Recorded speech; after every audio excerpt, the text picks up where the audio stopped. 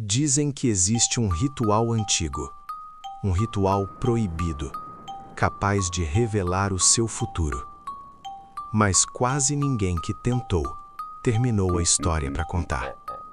Segundo relatos antigos, o ritual envolve apenas 3 coisas: um espelho, um quarto completamente escuro e coragem suficiente para fazer uma única pergunta: mostre-me o meu futuro. Parece simples, mas quem realiza esse ritual faz um acordo que quase ninguém percebe. Um acordo que começa no momento em que você olha para o espelho e dura exatamente 11 dias. A história mais conhecida sobre esse ritual aconteceu com um homem chamado Daniel. Daniel sempre foi curioso sobre coisas sobrenaturais. Ele passava horas lendo fóruns na internet sobre rituais, lendas urbanas e histórias que supostamente eram reais. Até que um dia, ele encontrou um texto estranho. O texto falava sobre o chamado Ritual do Espelho do Futuro. As instruções eram simples. À meia-noite, apague todas as luzes. Fique sozinho em um quarto. Coloque um espelho na sua frente. Olhe fixamente para seu próprio reflexo e diga apenas uma frase: mostre-me o meu futuro. O texto também dizia uma coisa estranha: depois que você fizer isso, não existe volta. Daniel achou aquilo tudo apenas uma lenda da internet, mas ainda assim, decidiu tentar. Naquela mesma noite, exatamente à meia-noite, ele apagou todas as luzes do quarto. Colocou um espelho em cima da mesa, sentou na frente dele e ficou olhando para o próprio reflexo. O silêncio era completo. Por alguns segundos, nada aconteceu. Então ele disse a frase: mostre-me o meu futuro. No começo, parecia que nada tinha mudado. Mas alguns segundos depois, o reflexo no espelho começou a ficar estranho. A imagem parecia atrasada, como se o reflexo dele estivesse se movendo um pouco depois do que ele fazia. Daniel achou aquilo estranho. Então algo aconteceu. O reflexo dele no espelho começou a sorrir, mesmo que ele não estivesse sorrindo. Naquele momento, ele se levantou rapidamente e apagou a vela que estava iluminando o quarto. Ele ficou assustado, mas ao mesmo tempo, pensou que poderia ter sido apenas imaginação. No dia seguinte, tudo parecia normal, até que aconteceu a primeira coisa estranha. Enquanto ele estava na cozinha, um copo simplesmente caiu da mesa. Sozinho. Ele olhou em volta. Não tinha ninguém ali. Ele tentou ignorar. Mas naquela noite, aconteceu outra coisa. Enquanto ele estava deitado na cama, ele ouviu passos no corredor da casa. Passos lentos, como se alguém estivesse andando. Mas Daniel morava sozinho. No terceiro dia, ele começou a ver vultos. Pequenas sombras passando rapidamente pelo canto dos olhos. Sempre quando ele tentava olhar diretamente, não tinha nada. No quarto dia, os vultos começaram a ficar mais claros. Às vezes ele via uma silhueta parada em algum canto da casa. Mas quando ele olhava de novo, ela desaparecia. No quinto dia, os barulhos começaram. Batidas na parede. Portas rangendo. Coisas caindo durante a madrugada. Daniel já não conseguia dormir direito.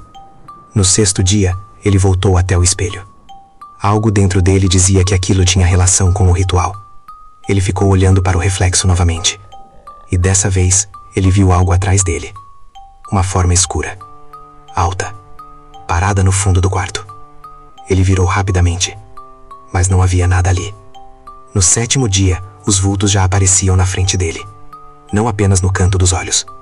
Ele começou a ver a silhueta com mais clareza. Uma figura alta, parada, observando, sempre em silêncio. No oitavo dia, ele começou a ouvir sussurros, palavras que ele não conseguia entender, vozes baixas, chamando o nome dele. No nono dia, ele voltou a olhar para o espelho. E dessa vez, o reflexo mostrou algo que não estava no quarto. Atrás dele, estava a mesma figura. Mas agora, ela estava muito mais perto, quase tocando o ombro dele. Daniel virou imediatamente. E pela primeira vez, ele viu. A figura estava ali, parada no meio do quarto. Alta, escura, com uma forma que não parecia completamente humana. Ele ficou paralisado. A figura não se movia, apenas observava. No 10º dia, Daniel já não saía mais de casa. Ele sabia que aquela coisa estava sempre por perto.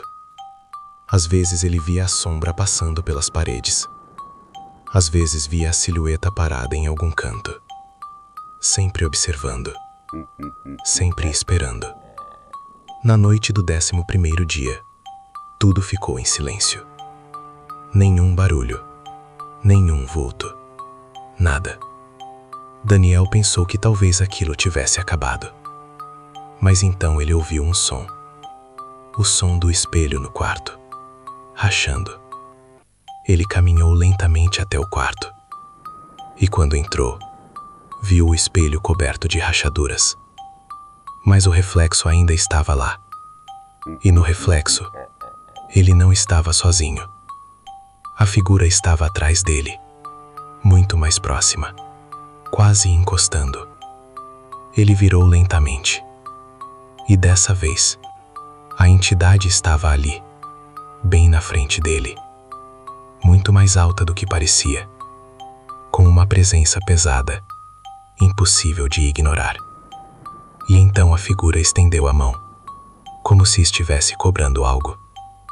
Porque no momento em que Daniel pediu para ver o futuro, ele fez um acordo. Um acordo que terminava exatamente no 11º dia. Naquela noite, Daniel desapareceu. A polícia encontrou a casa vazia, sem sinais de invasão, sem pistas. A única coisa estranha era o espelho no quarto, totalmente quebrado, mas com uma única parte intacta. O centro, onde ainda era possível ver um reflexo. E segundo as pessoas que entraram naquele quarto, às vezes, quando alguém olha para aquele pedaço de espelho, por tempo suficiente, o reflexo parece sorrir sozinho.